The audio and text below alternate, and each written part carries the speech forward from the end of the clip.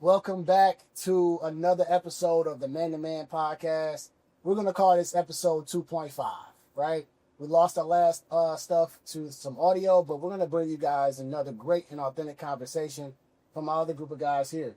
So we're going to go ahead and get started, man. We're going to have these guys introduce themselves real quick and get straight into the video. All right, cool. So let's go ahead and introduce everybody.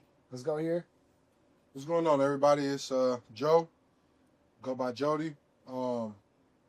As always, landscape company Glenscape LLC. Getting into the media space. That'll be coming pretty soon here, but as of right now, we are gearing up for our season. So, yeah. Nice, man. My name is Z. Everybody calls me Z. My name is Zaman. But I do mortgages. I do a little bit of finance and a little background in psychology, too, actually, when I studied in school. So a little well-versed in a few different things, and dibble and dabble. And my big thing is I'm grateful to be here. Thank you for inviting me. And, yeah, excited to do stuff, though. Cool. Well, I'm Jay Jones. I'm a YouTuber. I also do real estate, and I have a 9-to-5. So really, my whole purpose of this, man, is to create some content, authentic conversations with guys that I normally meet, man. So just hoping that you guys are entertained, and I hope you guys like, comment, and share right through this video. What's up, world? My name's Dylan Tanaka, your favorite real estate entrepreneur from Metro Detroit. I love cigars. I love hanging out with the fellas, talking business, and just having fun. All right. So I'm just curious, man. I know a lot of people ask like questions like, what's the best advice you received or whatever, man? But whether it's from a man or whoever, what's the worst advice you ever received? Well, the worst advice I've ever received is don't speak about everything. It seems cliche because sometimes a closed mouth is better sometimes it's better to sit back and just take in and learn, right? But I also learned that allows you to deter mentally from what you have inside. When you're not focused on the why, or if you don't have a question for what someone's saying, it deters your mind, and you may adapt that way of thinking from the person who's giving the advice that may not be greatest advice. So speak up is, I guess, the opposite to that. Actually, I think that's actually a very good point. I want to pivot off of that. I think one of the worst advices that I got from somebody was don't try to stick out too much. Don't try too hard. Try to conform in, because if you stick out too much, they gave the cliche example of the nail that sticks out is the one that gets hammered and stuff like that. But what I never liked that point of that, because at the same time, though, if you don't branch out, if you don't try to explore, if you don't try to actually get out of that comfort zone and just do something different, how do you grow? That's one big point that I never understood. And so for me, that advice, just when they said like, oh, conform in. Sure, yeah, but then I'm going to live a life like everybody else. I'm not trying to be like everybody else, so why would I do that? That didn't make sense to me growing up. So. What about you, Dylan? What's the worst advice you ever received, man? I would say it has to be similar to what Z just said, is not asking questions, listening to what other people are telling you to do. I've been running my own life as an entrepreneur since my early 20s, so that's a long time ago for me. But as I watch other people come up and they're listening to what other people are telling them to do, and I'm not just talking about school or jobs, just in life, is the better questions you ask, really the higher quality of life you're going to have. Because if you're afraid to ask those questions, you may never find out what is around the corner. Just tonight, setting up our room, I was learning things from people that I never thought I'd learn things from, right? Just setting up this podcast. So I think just being open-minded, and that's something I think we all struggle with as men, especially like as you get older. You don't want to listen to other people. But the more that I listen, I might not do everything they say, but I'm more open-minded than I used to be. Absolutely. I think the worst advice I've ever received personally is money can't buy happiness. Mm-hmm. And for me personally, the reason why I say that, I think the phrase should be money can't keep you happy if you're not happy, right?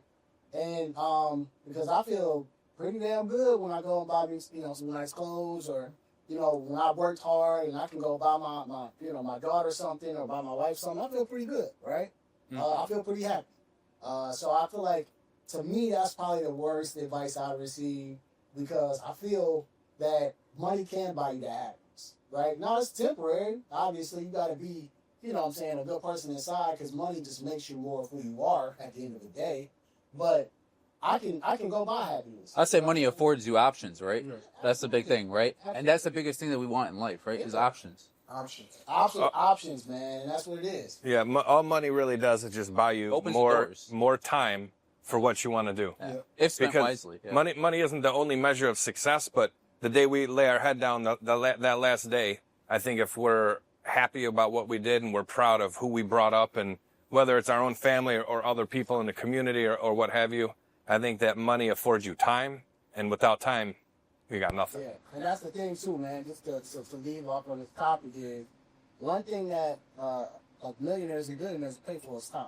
If you gave them a price on time, people will go broke to get it. You know what I'm saying? So money, I think can buy you happiness, right? Let's just be real.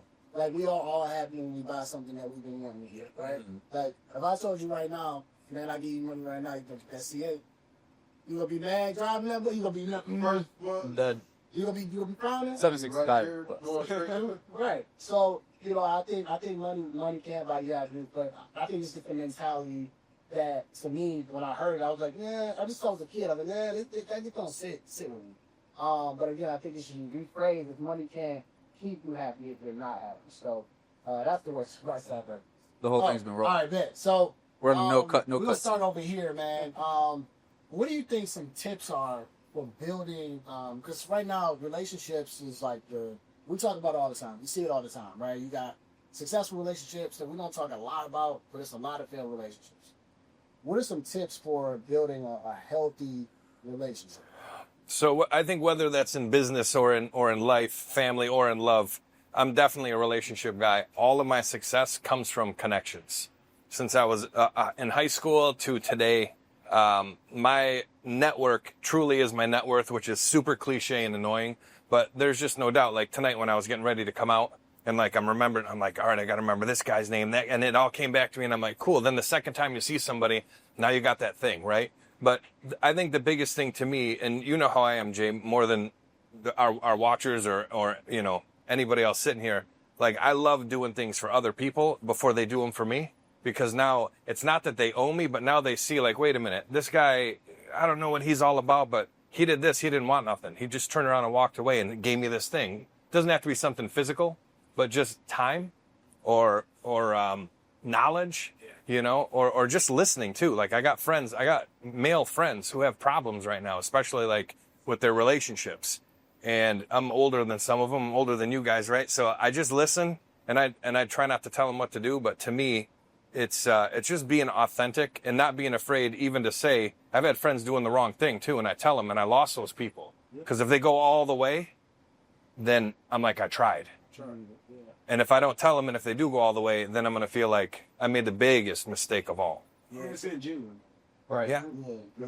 If you see them going off the deep end, you don't want to just watch them. You know? No.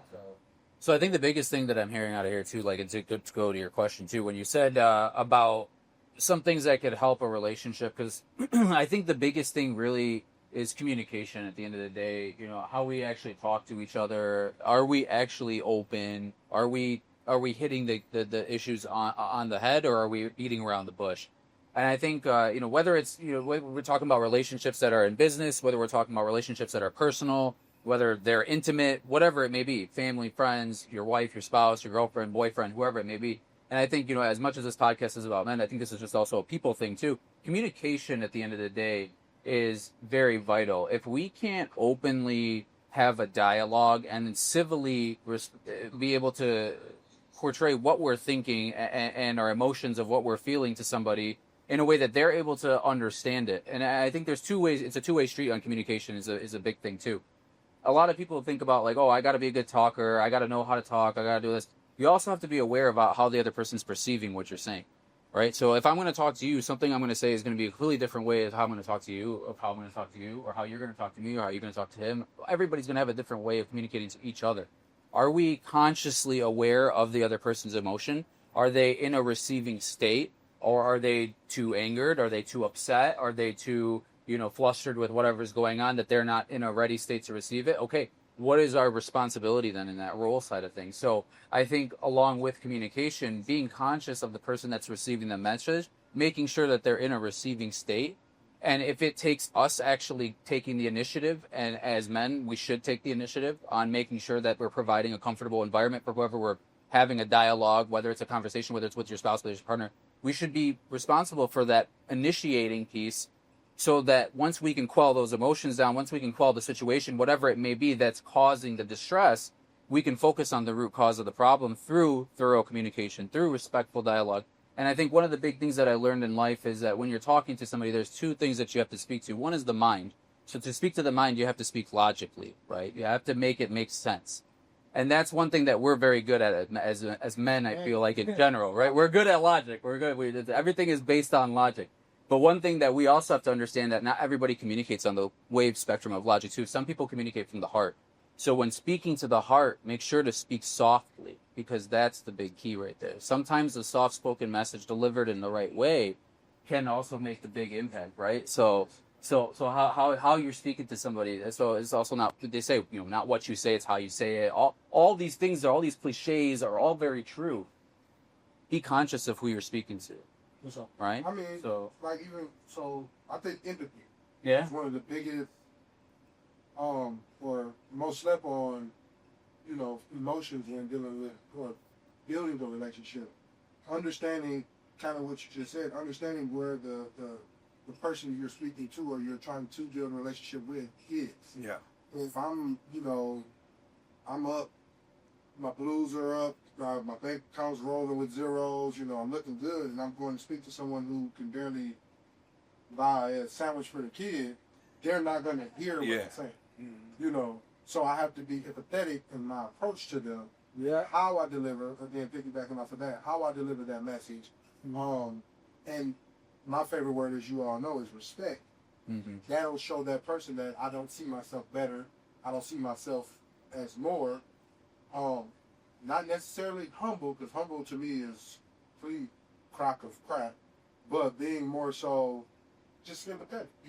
Start me with empathy, understanding. I like to call it CNC, communication and comprehension, because you can communicate, comprehension, but are they comprehending? Are they comprehending what is being said?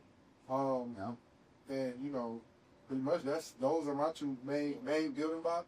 And once you set that, again, foundation is everything. Once you set that foundation with someone, you have endless opportunity. Right, because you gain their trust. Right. Yeah, I like it, man.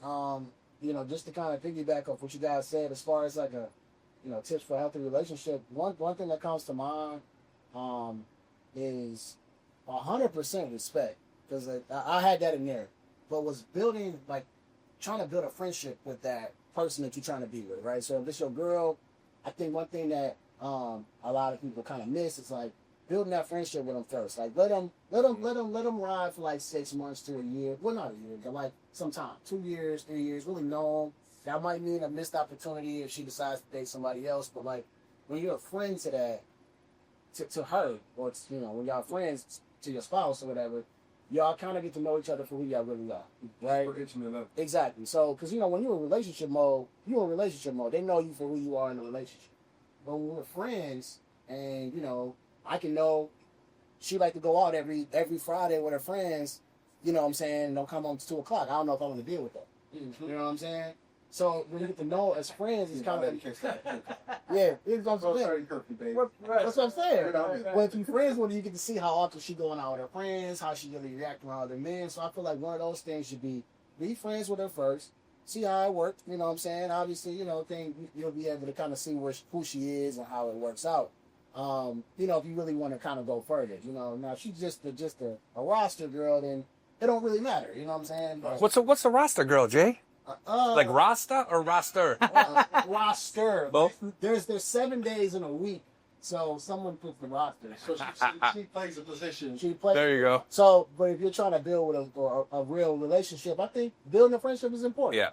If you want them to be your ride or die, then you got to be their ride or die too. See, I agree with that too. So I think this is actually a very good point too. So I have a little bit of a differing viewpoint on this actually. So for me, because time is the biggest essence that I'm more concerned about. For me in a relationship, because obviously everybody's going to have different priorities and everything, right? So for me, having to court somebody, if I'm going to spend time with them, I don't have the time to beat around the bush and then go on a date and let's go see if we get along. I'm very much so more direct, and not to the point where it's okay, let's go get married on the first date kind of thing. Nothing like that. But at the end of the day, if I am prospecting anybody in this side of things for this side of things, right? Fun's fun, that's one thing. But for me, lately, with time and how everything's been going on, I'm more concerned about, is my partner actually meeting the needs that I need in this side of things? So and you can determine this based off of a very initial conversation with somebody, you'll know. I feel like girls are very good, man. Well, girls are good. Girls really are good at throwing the image girl, out there girl, for a girl. little while, but they'll crack eventually. Good, they'll crack. Everything can crack eventually. Yes, that's true. But it depends on your character too. I think that's a big thing, right? What do you really fall back on? Is women your biggest priority at the end of the day, or is your personal ambition the biggest priority? Is your relationship to spirituality the biggest priority? What's your biggest priority at the end of the day? For me personally, it's really maximizing my time on this earth. Not to get into the spirituality of things, but like if I'm put here for whatever reason, I want to make sure that I'm providing for that purpose. I want to make sure that I'm actually hitting those things. And if I'm going to hit those things, and let's say I'm going to bring somebody into the fold of those things that's supposed to be, in my eyes, as a spouse, as a partner, supporting in that role, I need to make sure that they're mentally capable of handling this, emotionally capable of handling this, financially capable of handling this, whatever capacity it may be. And it may be that they're a stay-at-home mom. It may be that they're also working a career. Whatever capacity or form it may be, for everyone, it's going to be a different way. Obviously, in this day and age, we have to comply with what the realities are with finances and stuff, too. That's obviously one part of it. But there's a lot of other things to consider. Is it meeting what my purpose is on this earth? Is this person actually truly in line with my goals? And then vice versa is true. Whatever I'm saying is necessary for myself is equally necessity for that person as well. And I have to be able to provide just as much as I'm willing to ask for myself. So thing is, you can't find true equality necessarily in a relationship with necessary. Are you able to establish your version of equality with that person? Are you able to establish that communication? Are you able to establish that way that you guys are able to have that good cohesive partnership?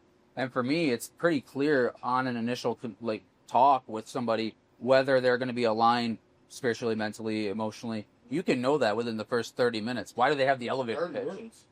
2 minutes, 3 seconds sometimes, 5 seconds. You never know.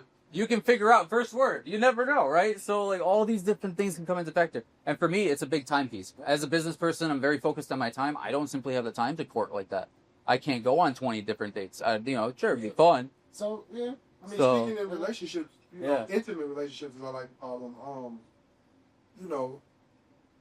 leading with honesty, but also transparency From the get-go. And there's a bit of a difference in both.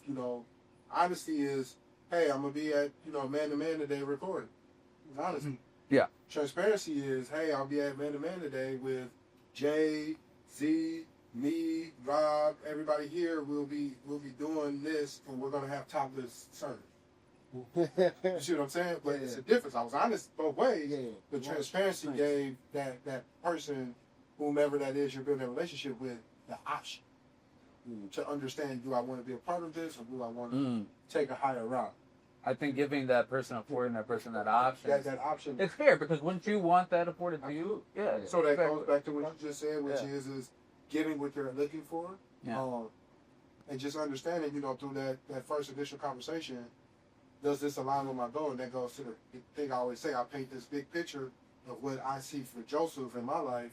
And then I say, do you see yourself somewhere along this route where we could plug you in and I can make sure I'm providing for you, or whatever that, relationship looks like? So let me ask a quick question. When we start here, how do you know that girl is going to be right? Right? So we talking about like that girl that's going to be honest, that's going to align with our values. How do you think That's you a good find point. a person like I think it's like you said, Jay. I think you have to, as you get older, right? So in my early 20s, it was a different game. But now it's got to be someone that you could be friends with first, because you only have so much time. And if you're not happy being with them, like ridiculously happy, not every single minute, because that's not real. Realistic is important. But too, you have to put up with, they got to be able to put up with our quirks, and we got to be able to put up with theirs. And you got to say, that doesn't bother me because I know I do some crazy things, right? Mm-hmm. So I think that's it. I think it's just being willing to look at those honestly, so you don't lie to yourself. Because when I lie to me, I'm lying to all you guys too. Right. Absolutely. I got a two-way to that. Go ahead. With age, right? Because you are the elder in the room. With age, things did you go through, or what things did you deal with as you got to your point now that kind of gave you your core, you know, with the things you look for, the core, Who you're looking for. These are my non-negotiable core items that I must have in dating or in a relationship with someone. I think communication's number one, dating or business. And I've had a lot of different business partners and been in, you know, multiple relationships, of course, as an adult. And just communication and not being afraid to bring up things that might be bothering me. Yeah. Because if you're going to spend even as business partners, if you're a real 50-50 business partner 24/7, you're married to that person. And as a lawyer would say, you're jointly and severally liable. So anything Joe does wrong, I'm 100% liable for, but I only get 50% of the profit. So I got to trust you literally like you're going to cut your arm off for me. And if we can't communicate and I'm worried about that, then it's just not the right fit. Yeah, I mean, let's be honest. Like, problems come up, right? Life's not perfect. Shit happens. Yeah. I mean, I don't know if I can say that on YouTube or not. You tell me. But, like, stuff happens, right? So, in that instance of things happening, are we open and honest with the communication? Are we quick with the communication? Because, right, like, the big thing is I noticed that some people, when something does come up, they're not quick to disclose that there's an issue. I notice this a lot. Like, they'll sit on it. They'll try to see if they can find a solution to solve it. And That's then hopefully they don't have to present the I'll problem. be solving problems Right? that I shouldn't be solving because yeah. that problem's never going to stop. It's never going to stop, right? So why try to do all that work? Disclose the problem, tackle it together. Well, Say, hey, this is the issue. Obviously, there's some things which you can figure out. There's a scale you got to figure out what's, some things you can just figure out on your own, whatever. Okay, no need. But there's some things when they come up, don't sit on things. Just go for it. I have a saying where confrontation unchecked just makes bigger confrontation. 100%. It's going to happen later, and it's going to be a bigger fight. Why wait? One of the biggest things I do when, like you said, Jay, to understand if this is going to be my person, is I ask questions about confrontation in their life. Whether it be the way that their relationship is with their parent, good or bad, is not necessarily my goal to understand. How did you handle the situation? Because not everybody, let's just call it a spade, not everybody's going to have a great relationship with their parents. Yeah. Not everybody's going to have a great relationship with their siblings. Not everybody's going to have a great relationship just throughout life, in business, at work, whatever. How are you handling the confrontation that is presented? Are you ignoring the small problems? And that kind of goes back to my very first statement, which is, how do you approach? Don't just sit back and be quiet. Speak up. Say something about it and address it as an adult. Speaking whether it's logically from the mind or it's emotional from the heart, and understanding the difference between the two. And then the last part for me when picking a partner, does she have a big, robust hind part? No, I'm just I'm dead. To be honest with that he said that is a requirement. That's a That is requirement. I have a nice little list here. more so in a intellectual, because I'm sapiosexual myself, and more of an intellectual sense. Do you understand how to navigate life? Don't got to be perfect. Can you navigate through the stressors of life, the ups, the downs, and can you come up with a plan to remove yourself from the unwanted area? Mm-hmm. That's really all. All right, cool. Well, yeah, I like that, man. I want to ask a question. It's kind of like an iron sharpens iron question, right? Because I'm really interested in how men deal with stress and things like that. So, like, where did I start, by the way? Did I start on this side on the last question? You start with me. You start with Joe. So, what I want to ask is, so how do you deal with, how do you balance being strong for others while taking care of yourself? Ooh, this is a good one, because this is what I've been dealing with for the past 4 months. I watched my father work extremely hard his entire life. And when that phone rang, whether it was his Ameritech and his 69 convertible Stingray, or if it was his Singular, when they came out with those with Snake. Didn't work for Ameritech. No, he didn't work for Ameritech. Oh. He had an Ameritech brick cell phone. Right. It was Barney Purple to match his 69, which was Barney Purple. And he used to pull it open. And from a kid, whether he was answering that phone all the way up to his Metro before he died, he always went over and beyond for everyone else. And when he would find himself in those binds, he never could pick up the phone to call any of those people that he was there for years on out. And so I struggle with that in myself now. So I don't know how to handle those stressors. I only know how to be of service.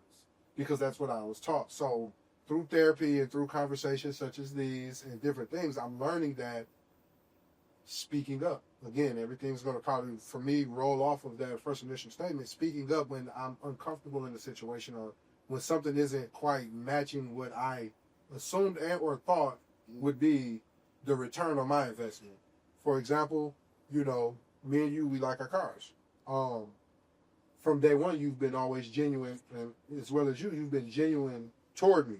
So it's easier for me to go over and beyond because I'm receiving something that I didn't even ask for. Right.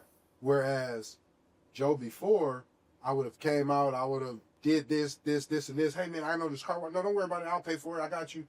We go out to dinner. Hey, don't worry about it. I got it. You know. And then I may have left my wallet at home. It's like, hey, could you? And it's like, oh man, So Been there. I think learning to allow someone to do for me first, and then go out and do in return. But it's still a challenge for me. So my answer's a bit shaky. Cool. I mean, and that's fine. That's fine. Again, like this whole thing is we talk amongst each other. We want to try to help, anybody out there. But if we going through stuff, it is what it is. It's honest to be able to say, I'm still figuring that out too. Sure. And again, ain't no harm in that. So how do you deal with balancing, being strong for others while taking care of yourself? Like how do you do that? And if you don't do it, it's fine. Like No. I think that's actually a really good question, and I think it's actually hitting at a very interesting time in my life actually right now. And not to get personal with everybody, but I did just recently, 4 days ago, I unfortunately lost my uncle. And so, no, I appreciate it. Thank you, brother. Thank you, guys. I appreciate it. But there's been a bit of a trying circumstance. So a few years back, I ended up retiring my parents because they're getting older in age. And so I wanted to keep them a little bit closer with me. So I ended up moving them in with me. And I just remember waking up on Tuesday morning to my mom screaming. And I'm thinking, like, what's going on? Like, well, I don't even know what's happening. So I go downstairs and I'm talking to her and everything's going on. And I realize what the day is. I'm like, oh, my God, it's Tuesday. I've got a meeting coming up in about an hour. I've got to be there for that. It's a pretty vital meeting for my business. And then I'm also supposed to be coaching somebody as well who's supposed to be recently joining the company. So quite a few things going on. I got this going on. And my mom's like freaking out. So there's a lot of different things. And in life, too, over the past, I'd say, year, 2 years, I've had a lot of personal things that have not gone my way, to say. And at the same time, I've noticed that, all the stuff that we do, like you're saying, doing for other people, all the stuff that we do for other people in business, the stuff that you do as a realtor when you're there for your clients, I'm sure you go above and beyond. All these little things that we do for other people, who's going to pour back into that cup? And at the end of the day, whose responsibility is it? And I think, to really go back to it, we honestly came onto this earth by ourselves. Yes, we came here with parents and stuff like this, but at the end of the day, who's responsible for us? In my eyes, no one is responsible for us other than us and then God, obviously, in this sense of things. So in my system of things that I do is I'll do everything in my power to take care of myself, to make sure that I'm steady, I'm good, I'm healthy, to be able to provide for situations. Because God forbid that I wasn't financially stable and able to take care of my parents, they wouldn't be in the situation they're in right now. God forbid that I didn't have the time to be able to say, hey, I can't make this meeting. Can you fill in for me? These things are very vital, but you have to be able to build up to these things. You have to make sure you're prepared to be faced with these things, because these things are going to come up in life. Yeah. At the end of the day, we're all going to be faced with really hard trials, really hard tribulations. So as long as we are able to communicate, like you said, to others when we're in times of need, and we are there for ourselves, then I feel like as men, we can provide for other people. It's kind of like the plane analogy, right? Put your mask on first before you put somebody else's on. How do you know you're not going to pass out trying to help somebody else? It's right? hard, man. So what about you, Dylan? How do you take care of yourself, balancing being strong for yourself while helping out? I would say I'm very much like Joe. I definitely have always done more for others before doing it for myself. And it makes me feel good doing that. Whether it all comes back to the way we were raised, right? So I got very good parents, super lucky that way. And I think the last few years, I used to say, like, I have this funny saying, I'm like, Jay's not my real estate friend, he's my real friend. And then Jay goes and does something where I'm like, that's not what my real friend would do. But I'm putting it on Jay that he's my real friend. he doesn't think he's my real friend. I just think he is because I do all this cool stuff for him. But when I need him, he doesn't reciprocate or can't reciprocate or didn't even know I needed to be reciprocated to.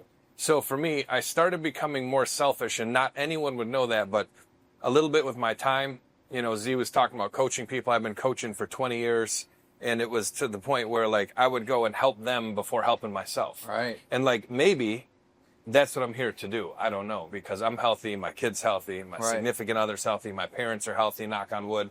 Good. So is it about money? No. Is it about time? Sure, because I just had this talk with somebody super important to me just yesterday, and I said, so I'm 48. I'm like, you got 5 or 6 or 7 more years till maybe you aren't as healthy as you are today. And it could be tomorrow.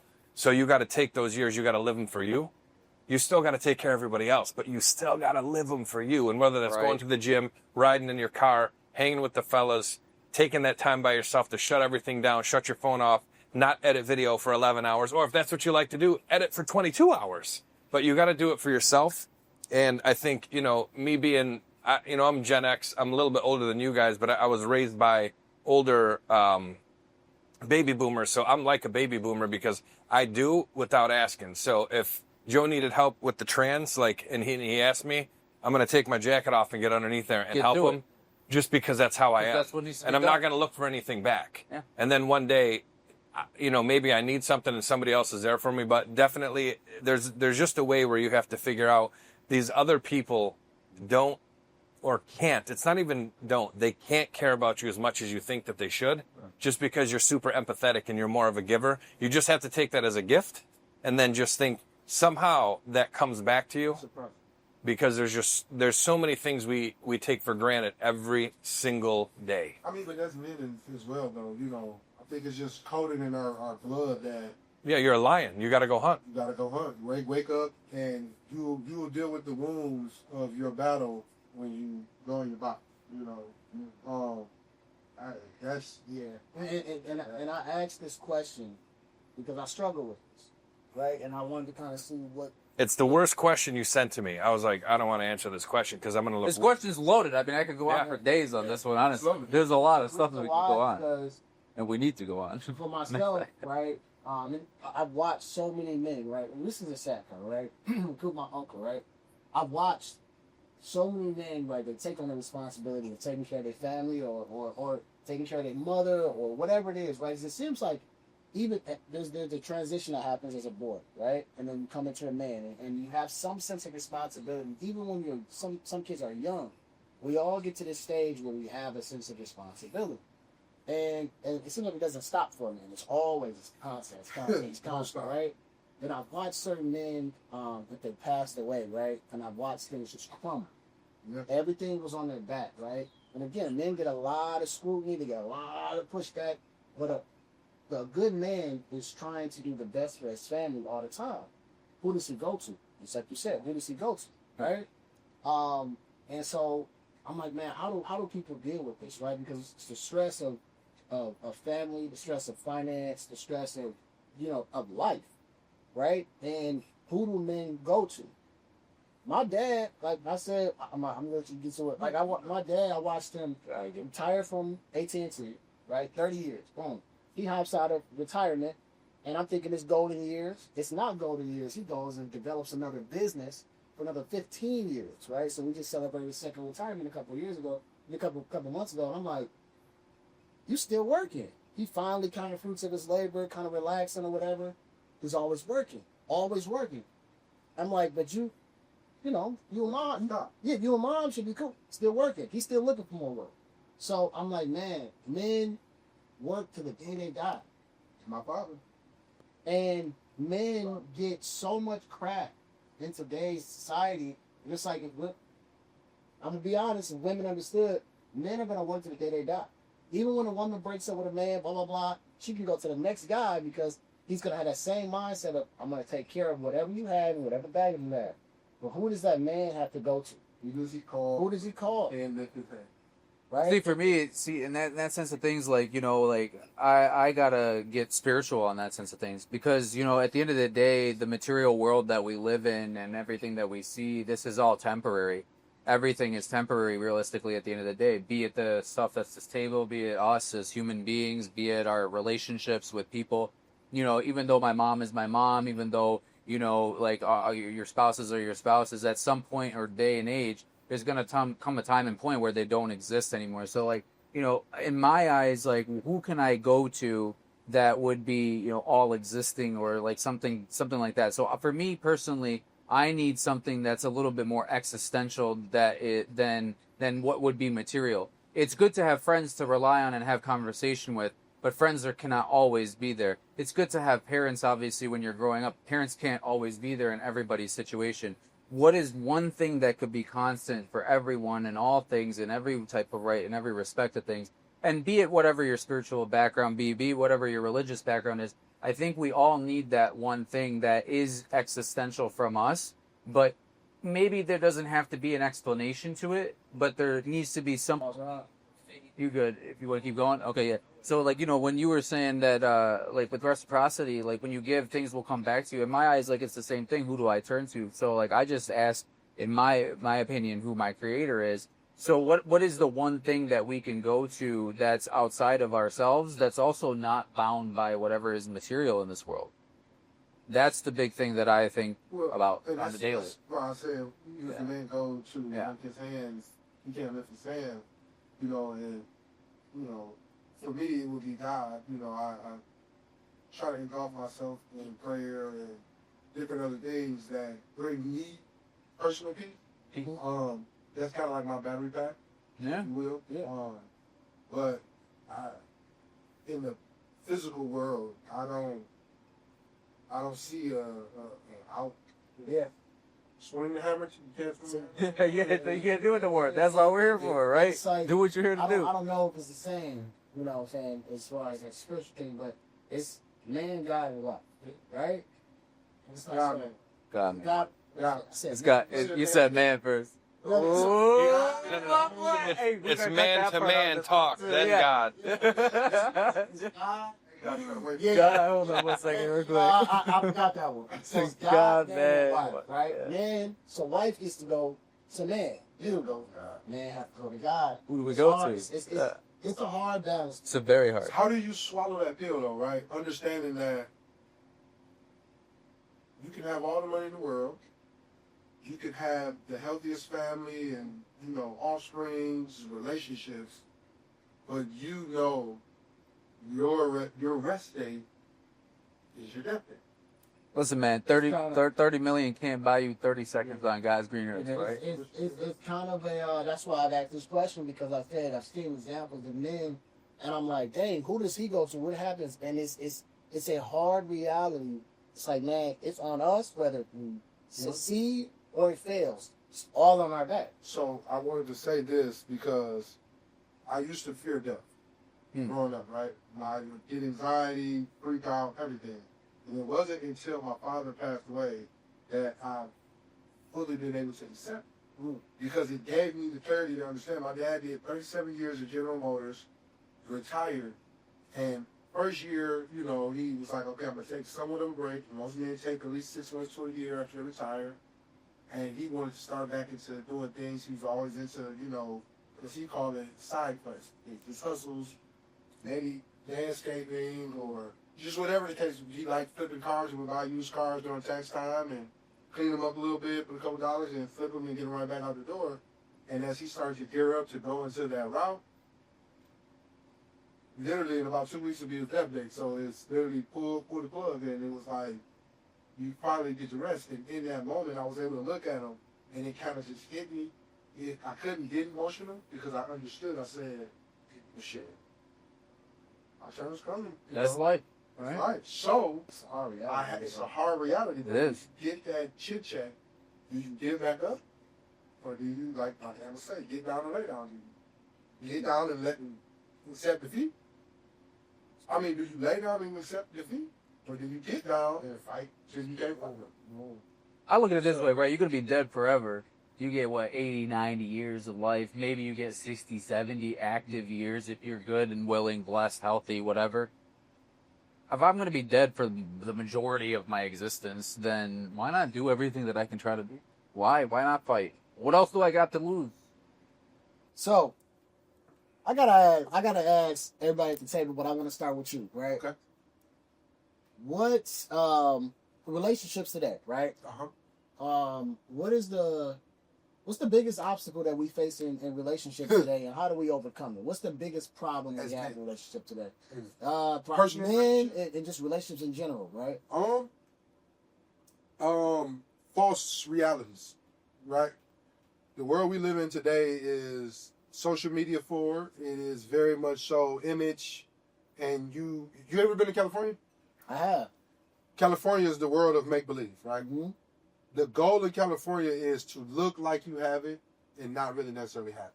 Because you'll get somebody who's sleeping in their G-Wagon, but on paper, it looks like to the eye, it looks like they're living the dream. But they're parking at Run Canyon with their G-Wagon and sleeping in the back of their G-Wagon. They don't have a house. So for me, it's the portray of an image that's not really who you are. And that's my favorite statement on every podcast. Instagram got your bitch. So long as you can look a certain way, you can get off pretty much whatever it is you want. Even like the song White Shoes by Wale. And the chorus is basically saying, take this good advice. They gonna judge you regardless. But as long as your shoes are white, as long as you look like you have on a new outfit or you're clean, you're gonna be good regardless, because you could use that image to create whatever. So it's false realities. Are we really living the way we say we are? Is this person who they really are? How do you decipher the two until you get into that level of communication? I like it, man. What you think the biggest problem we have in relationships today, and how do you think we can overcome it? If you have an answer, Yeah. No. I think that's actually a really good thing, and I'm gonna be a little bit more introspective on this thing, because I think there's a lot of external problems, and there's a lot of things that are out of our control, but there is a couple of things that are in our control, and that's what I prefer to focus on. And when you're talking in a relationship, or you're talking with it, whether it's personal relationship, if it's an intimate relationship, I think putting your pride away is a big thing. Stuffing that aside, what I want, what do we want? Who are you talking to? What do we want out of this? What can benefit me? What can benefit you? Whether it's emotional, whether it's, physical, whether it's material, what is it? Can we come on an agreement on that? Are we able to put our pride and our ego aside? Are we able to put the I'm right, I stand by this aside? And then we can both talk in a manner and cooperate, and then be able to build off of that. I think using that as a platform and being able to stem the ego side of things in a conversation, and really being actively listening, actively being emotionally available to the person that you're talking to, so that they're able to receive your message, and likewise you're able to receive theirs. That's a big thing in communication. What's your opinion in that side of things? So I almost want to go back to what we were talking about earlier, because I wanted to bring this up. So I just had a conversation with a multimillionaire. He lends us money for our real estate endeavors. Can I be a slender? And yeah.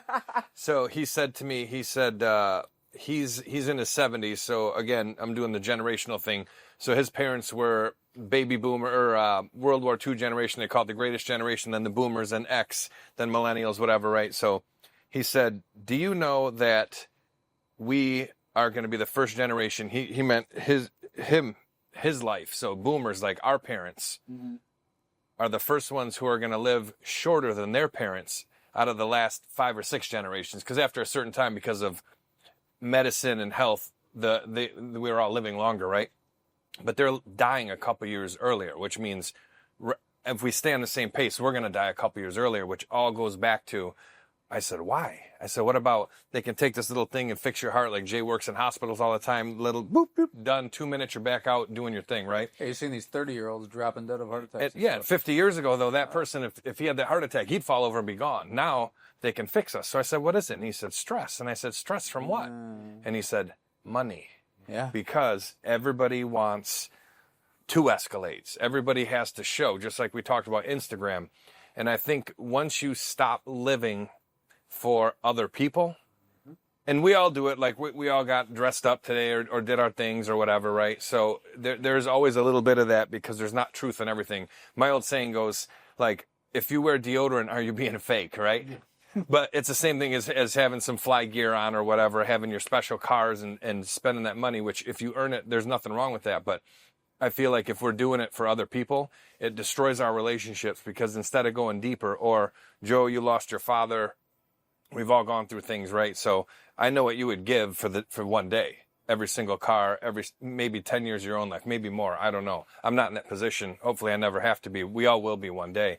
Right. So I think we just don't go deep enough because we're worried about the external things, and it just gets tougher and tougher. So you somehow have to bring that back and balance it, because if you can't look at that person and understand what they really need instead of what you think they want. And then it goes back to also thinking that people are thinking about you more than they do. Yeah. More in business, I think, hopefully, than personally. But yeah, so I'm worried about, Joe looked at me funny first time I met him. He thought I was a chump, or I was nervous or whatever. And he was like, no, man, I came in and I was in a rush. I went to the wrong spot the first time. It was the wrong restaurant, and he came in and now everything's cool. But I'm thinking the wrong thing, so we get off on the wrong foot.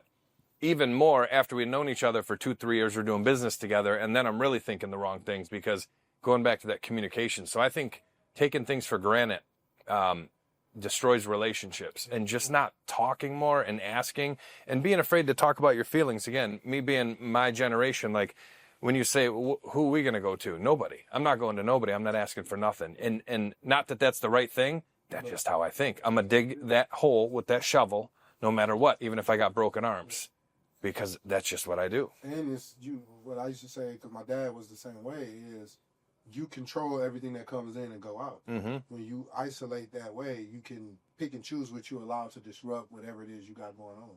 So I agree wholeheartedly with that. Yeah, man. So yeah, I mean, what I kind of hear is some things that might be some problems in relationships today is expectation, right? Expectation is one of them, and just being open. I just kind of have to go back to what you say, man, and I think that social media has created a bad standard for relationships. I just think, I think that a lot. Joe said you got to find a woman with a heavy Coach bag, and it's got to be all green inside. Then you don't have nothing to worry about. 17 Birkin. Well, you're doing it wrong. Man, right. It's, I don't even think it's that many in circulation. One purse with lots of money in it. I can tell you one story where I was like, man, social media is full of crap. Long story short, there's this couple, and they went to my school, and they were like this cute couple, right? They was posting for like 2 years, just posting all the time, right? That's why I don't post me and my wife on social media. All of a sudden, they got to make a post to everybody About they're getting again. that they're going to be getting a divorce. And I'm like, well, y'all been posting pictures like every week for 2 years. So what happened here? And I'm like, man, it was all fake. Yep. You know what I'm saying? That's why I'm like, social media has created a bad standard for relationships. And so for me, I think I don't know how to fix it, but like I think that staying off of social media with you and your partner, it's just my personal opinion. I'm like, probably should be the best way, because use social media. I actually got a good point. I got a good point to that. So she said staying off of social media. I think there's a place for social media, like with anything, in moderation. There and with the right respects of using it, you can use it for good or you can use it for bad. Use it, don't consume it. Yeah, exactly. Right. So you can use social media. Like for me right now, I use social media for business. I'm out there, but that's it. It stops right there. Now, when you said about the relationship thing, I think like one thing to really remember is, social media is very, very quick and tricky to grab you in. Like, this is everybody's life. This is the reality of things. But remember one thing. Do you post your bad stuff? Do you post your problems? Do you post when you're going through, hardships? Do I post when I'm going through financial trouble? Do I post when I'm going through anything? No, we don't talk about that. It's shameful, right? I only post afterwards, after I have a after victory. you figured it out. 100%. You post the success, right? Right. And that's the thing, right? So there's the reality right there. Why? If I wouldn't post this stuff, why do I buy and believe that everybody else is talking the truth on there too? Well, that's because I'm sorry. No, Please. we probably say No, I was gonna say that's because I think see, women look at things like this, right? Women like to see things, and what they see is their reality, right? So they'll see, oh my gosh, they went on a trip together. They're coming to you, Joe. Why we ain't went on a trip, right? Because they seen something on social media. Right? Because they went to Z to refinance to get money for the Yeah, there we go. Shameless plug. I didn't do it. So the reason why I say I think it's a bad standard is because it just the relationships that are there, it's not real, man. It's true. It's not real. And Yeah. and Drake said they it doing himself. like you said, they showing all the successes. Yeah. They're showing all the good stuff. We're not showing the reality. We're not showing. I just had a fight with my wife, not me, but just had a fight with my wife the day before. I'm not gonna show you us going through an argument. I'm gonna show you us on this vacation that I feel like she just ruined for me, and I'm gonna smile and be cool. Right. It's just It's the first thing that happens when you go out for dinner. Don't touch your food. We got to take a picture. Why do we need a picture to remember when we can come back and have this experience? Nah. I think people moved away from actually experiencing the moment. Oh, 1,000,000%. Moved in the moment for everyone else to experience your moment. That's why our kids have VR goggles. My son, I have a rule at home where the world's going towards technology, right? 100%. So we have to understand we have to give our children the technology so that they can be as is. Sure. Adapt. They can adapt. Yeah. Now, Yeah. for me, what I do is I say you have to earn screen time. You get one full battery on all your devices. Once the battery is dead, you can move to another device, or you can go do something physical for the duration of it charging. And then when it's full of battery again, you now can go back to that. But it's that balance, right? Your iPad is dead. Go outside. I've been moving this wood from here to this pile here. Finish what daddy's doing. By the time you've done with that, you can go back in the house. And your iPad's charged again. You can get some more time, but you've earned it. Instead of thinking, oh, well, reality is dad's a hardworking man and I'm going to have whatever I want and I don't have to do anything and life is just going to fall in my lap and I'm going to be okay and blah, blah, blah, blah, blah. That's actually a very good point. The life falling in the app thing. And I feel like a lot of nowadays is instant gratification. Mm-hmm. We can get a lot of the stuff we want, right? Oh, I'm hungry. I can DoorDash myself from some food. Oh, I need to go get something. I can Amazon myself that. It's going to come to my doorstep the very next day, right? Right. But we forgot the basic life skills to live, right? At the end of the day, we're still a human being. We still need physical activity. We still need sunlight. We still need all these things to be it. So we're becoming disconnected from the reality of our existence. But at the end of the day, where do we live? Do we live on Facebook? Do we live on Instagram? Use it as a Can we eat data? No, we can't do that. So we need to function in this life, and like you said, agreed 100%. Use it as the tool. What is it used for? Keep it in its purpose, and everything has its intent. Everything has its purpose. So are we using it for what it's intended for, or are we abusing it to the point where now it's consuming our life when it's supposed to be something we're supposed to consume? Drake said it in one of his songs, I forget, but he said, and I paraphrase, he knows a girl that went to Rome, and she took a bunch of pictures. And she took a bunch of pictures to post to make it look like she's been on vacation every month. You can take 12 pictures. Yeah. In 12 different bikinis, 12 different swimsuits, 12 different outfits in 1 week on vacation and post that for a year. And people think, oh, they're in this new location because you could change where you're. I used to do this. So I used to post on my social media just because this is my artistic expression, right? And what I would do is certain outfits or whatever I would post in the header where you can put location, I would put random shit like Beijing, China. It's fucking the middle of the winter, and up here it's saying fucking Jamaica, and I'm in snow. This doesn't snow in Jamaica, and people were like, "Where did you go to Jamaica where it snows?" It's like that's how I know you're so fucking. You're an idiot. You're an idiot. You're an imbecile. I went to the mountains. How does it snow? When does it ever snow in Jamaica? When is it ever sunny in well, Russia does get, but you get what I'm saying. Yeah. I'll just do some. Oh, I'm in Seoul, Korea. Yeah. I just was at your house yesterday. That's why I think that for me personally in today's society, I think that's the problem. It's a good and bad, right? It's a necessity. What they call it, necessary evil, right? But I think when you're dealing with women, again, everything is feel and everything is visual with them, right? They scrolling through TikTok, they scrolling through Instagram, and this is what they see. And this is why for me, like my wife, she asks sometimes like, why you don't post me and this and that. I'm like, I don't want none of those problems. Number one, right? Not nobody's business what my woman looks like. It's not nobody's business. What I just bought you and what I just did for you, that's between me and you. And like you just said, I tell her this. The moments are for me and you to share. What does somebody care scrolling through Instagram to like a picture for 2 seconds and they may not even want the best for us. And they just say, oh, they still together? Crabs in a bucket. They still together? I'm about to get cussed out, and I'm sorry, love, but Run it. Valentine's Day. Oh, my God. Oh, Well, these girls out here get rose petals on the floor and cards and balloons from the dollar store. I said, baby, you got your nails done. I just want to spend the night with you. We don't Not enough. But I bought you an $80, and y'all should have told me, them Stanley cups? Big The ass cup, trash and can. I bought a cup with the little carrying sleeve with the foam pocket, and I got to the register, and they was like, 87, 90 something. I said, excuse me? No, a cup? A cup. No, but because you didn't have something physical in your hand in the very moment, you didn't get to put it on the internet to say, well, my man, but remember, your man takes care of every need you have outside of this social media, and it's not being seen because you don't post everything. Some things are better kept in the pocket Absolutely. than given to the world. Absolutely. So we'll wrap that up, man. But I think that's so true, man. I mean, everything we said was spot on, bro. Because I think that is the problem. It's the expectation and the social media. I think social media, again, I think women just look at it as this is what I need, and you have to snap them into reality sometimes. Because listen, I'm just because I didn't do X, Y, and Z don't mean I'm not a good man. It just means I'm not doing that. But get off social media and let's enjoy the moments for ourselves, because everybody living their own life. The social media, like you said, is Use it to Hollywood. make you more money. I think the other thing too is like, did you find the right partner that you're with?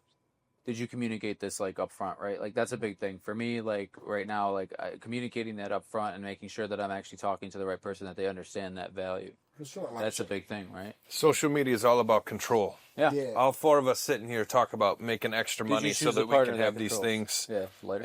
and have a better life. But social media just tricks you. Jay, you do your channel, you talk about it all the time. So now it's all about Kendrick and Drake arguing. So all the kids who are worrying about learning everyone, like I love rap, right? Like you know that. Like I told you about a new Run DMC hat for show number 2. It wasn't a Godfather hat, it was literally just Run DMC, right? Because my first tape I ever had in 1985 was Raising Hell, right? But I lived that life. Like I wanted to be like those guys or whoever that is, or our sports figures, whoever were fed. And then the reality is none of it's real. Because you're not learning about the government, you're not learning about making money when you're 10, 12, 13, 15, like we're teaching our kids. Like, what are your kids going to know? What are your kids going to know? What are your kids going to know? Yeah, it's like, how capable are they in this life? I don't let my children. Are they able to social media. operate? I let them look sometimes the YouTube shorts and stuff like that, but you know, I just recently had to explain to my son, when you jump out of the helicopter on Grand Theft Auto and you splat on the ground, you can't do that in real life. You ain't respawning. You're not responding. No, you won't can't show up take at the hospital guitar $500 less. on Fortnite and beat a wall down. You're going to destroy the guitar. Mm-hmm. It doesn't work like that. So it's, you know, like we all are saying, it's literally fantasy versus reality. Yeah. Get out of fantasy, get in reality. Pinch yourself if you can feel it. What's the best way to establish reality other than to partake in it, right? Partake in reality. Yeah. Do what's real. Yeah. Feel it, touch So that was a good topic, man. That was a good topic. you a funny mother. I'm like, He when is. you was like, so He we sneaking- talking about he sneaking in Valentine's. some I'm like, shit. Oh man, listen, Valentine's Day is every day. He is the game. It's supposed to be. Yeah. My religious beliefs, technically, I'm not supposed to celebrate. Yeah. Yeah. But my lady isn't. We don't practice the same beliefs. Yeah. And because we don't, I'm not going to be selfish to say I'm not going to do anything for you. Like I don't celebrate Christmas, right? But my children's mothers do. So of course I'm not going to say, well, my kids can't. I'll give them the option, and I tell them the real behind it, but I give them the option, you know. And it's It's a balance. but Valentine's Day, ooh, Boy. I'm so tired of these little lovey holidays. I'm like, man, we supposed to be doing Sweetest this thing all the is time. for the man. You know what's messed Valentine's up? Day is You fun. know what's messed I love up? you every Listen, every day you love them, every day you provide for them, they provide for you. I didn't in plan your this emotional right, but I lives. got married on February 10th, which I finally remember the day. Me and my wife didn't remember. You got lucky. Thank You Me and my could wife, squash them together. we didn't remember the day we was to celebrate. It was like sometime in February. That's why I love it. Jay's been Like, married yeah, maybe 20 like, years. yeah, He don't remember no Valentine's more. Day. February, whatever. She didn't care. But I'm February 10th, and I'm like Valentine's Day. I'm like, come on, Right. which one's more important? I was like anniversary. Right? Anniversary. I'm still get you something on Valentine's Day, Right. but it was an anniversary. Man, like, It's not that. let's not get caught up in all this other stuff. Babe, you have a nice car. You keep Yeah. your nails done. You keep your hair done. You drive You it. hear that, Shell? You got. I don't want no smoke. Nope. Listen, you got Oh boy, setting everybody up for You failure get right my now. nails done. I got mine done. Setting everybody up for failure. It's like, man, I'm doing the best I can to provide you with the closest experience Right. to what you thought as a little girl. That you Let should me deserve. upgrade. Let me ask y'all a Living question. reality. Let me ask y'all a question real quick. And again, iron sharpens iron question, right? So what's, as far as like, you know, think about yourself at 18, 20 years old, right? And everything that you have now, everything you've been able to kind of develop. What would you tell your younger self as far as advice, right? So I think I start here now, right? So what would you tell your younger self? Number one is when you know there's a problem, to attack it immediately. And like they talk about being a buffalo in the wind, like I listen to all these old guys tell stories. I hate all those old stories, but it's true. It's true. So you got to go out there and you got to fight, because the longer, we talked about fighting earlier, like Joe said, if you don't fight the little fight, it becomes a bigger fight. And whether that's between dudes at a bar when we're kids, right? And you got these like looking at each other, and then it builds up to this big thing. Now there's 10 dudes on each side. Now we're all going to jail for the night. But when you see a problem, and I learned this more, I learned this first in business, but then I learned it personally, communication. You know, my first marriage fell apart because we didn't communicate. No arguments, nothing. Because I don't do that. And neither did she. Right. And there was no hate there. It's still all good, but it's not attacking those problems when you first see them, because for whatever reason you just shy away from them. Maybe not because you're afraid, but you think they're gonna iron themselves out or whatever. And I think you have to dismantle them quicker today than again 30, 50, 80 years ago, because when your dad got off work, and when my dad got off work back in the day, because your dad was working in the 80s and 90s, honey, you need milk? No? Okay, cool. Shut the phone off, ride home, listen to sports or whatever they listen to. He wasn't calling, Joe, what you got going on? You're going to ride tonight? You're going to go to... None of that. They were peaceful, but they had their thing to go to. So now I think just making sure that there's harmony quicker, and if there's not, cut it off. So they say, hire slow, fire fast. Yeah. And you got to fire problems very, very quickly. Gary V's, he's the man. Hire and get rid of it. So what would you tell your younger self, man, if you can go back and talk to yourself right now? Yeah, I mean, that's deep, honestly, right? Like, there's a million pieces of advice that we could give to our younger self. I think the biggest piece of advice that I give to myself personally is don't be so hard on yourself.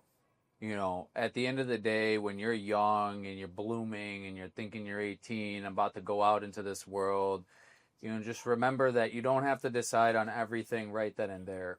You know, like I've made so many decisions in my younger youth that I thought were end all be all, like that's it, that's the ultimatum. And then I look back now, I'm like, what a silly problem. I thought this was no big cancer, thing. No prison. Yeah. You can do anything. And going back to that, that's that's the second point on that, right? Like, so the second point is, you know, when you are faced with these problems that you feel are ultimatums, because right now they feel like ultimatums. Right now they feel like this is the end all be all. Oh my God, this is it. This is everything's chaotic. It's coming down to it. It ain't it, right? Can you breathe? Are you alive? You got your hands, you can move, you know, if you function, obviously, God bless if you have those abilities. If you don't, but like at the end of the day, if you're alive, you're alive. Mm-hmm. If you are capable to think, you are capable to do everything else that you need to do. That's realistically at the end of the day right there. That's what we need to focus on. So that's what I would tell my younger self. Don't be so hard on yourself, and let's focus on, you know, be grateful, be more grateful for what you already have, and let's build off of that. I would tell my younger self, don't finance that car for 32%. Yeah, we all want that hook, though, you know. There you go. No, I would tell my younger self, don't finance your life. Only live once. Be who you are. Don't allow, you know, societal norms to shy you away from your artistic mind. Yeah. Don't allow yourself to become 50 in the brain while your body's 18. Allow yourself to be 18 while you're 18. You're going to make a mistake. You're going to, you know, stumble. You're going to make good decisions. Take them all and learn. Like you said, the older gentlemen who speak about different wise tales or sayings, you know, like they say, the buffaloes, they go towards the storm. They don't run away from it because they know on the other side of the storm is greener pastures. So they're going to go and they're going to handle what is in front of them at that moment. They're not going to wait until the storm gets to them. They're going to see it. Well, I know it's getting ready to storm here because it's coming this way. Let me meet it where it's at, handle it, and then go around. So just be yourself, man, and accept. I don't even want to use accept. Understand. Honor every challenge as its own individual challenge, Yeah. good, bad, or indifferent, Yeah. and just build from there. And you know, God willing, you'll be on the other side. Yeah, 'cause you get better, man. 100%. And the only thing I would add on top of all of this, man, like the puzzle piece I would add to everything you guys said would be, one thing for me, a challenge was work ethic, right? So like when I might have said this in the last podcast, but when I grew up, I was diagnosed with ADD, right? And I thought it was the end of the world when I was going through school, right? I thought, oh my gosh, ADD, you know, I don't feel like the smartest person in the room. So as I went through school, right, I was like, man, you know, I'm not taking the same classes as certain people. I'm not feeling as smart. But when I got my first corporate job, I worked for Hewlett Packard, I worked my butt off. It was on the phones. I was taking more calls than everybody. I was resolving everything. And I got recognized from my boss. Because you use it as your superpower. Exactly. When I got recognized from my boss as being like the top caller and they was giving me a promotion, I was like, it clicked. Work ethic is the thing that I'm aiming for, right? So it's okay not to be the smartest person in the room, but as long as I'm the hardest working person in the room, or one of the hardest working people in the room, I'm fine. When they walk in, that's Jay. Oh man, you know, he got X, Y, and Z going on. He's working, blah, blah, blah. That's fine. Because also, I can be a resource to somebody who's got millions of dollars because they're looking at me as, man, that guy's a worker. You'll take the person when you're on the basketball court that is going to rebound. It's Dennis Rodman right there. Dennis Rodman. He's going to do the dirty work. I will take that guy first before I take the guy that's just going to shoot 3-pointers. Because I know if I miss my shot, I have a backup. Anybody can do good when they have every opportunity to do well. Yeah. How do you do when you're faced with every adversity against you? And that's the mindset that I took was, if I was to tell my younger self something, I would say, listen, man, you don't got to be the smartest person. You don't got to know every single thing. But I will tell you this, man, outwork every motherfucker in that room. And do all the stuff that other people won't do. 100%. And continue to move in that direction and be consistent at it, because eventually you'll get in certain rooms and you'll be wondering, how'd I get here? Because I worked. And that's how I learned from my dad. He was always a worker. So one thing that I would tell my younger self is, be okay. You're not going to be smart. You ain't going to be the smartest guy. But always work your tail off. When you learn something, learn it, do it. And that's another thing, too, is I've met a lot of smart people, but they don't do the work. They won't do the work. They smart and everything, but they won't do the work. Yeah, there's two things you can't teach people, right? You can't teach somebody work ethic, and you can't teach somebody attitude. Yeah.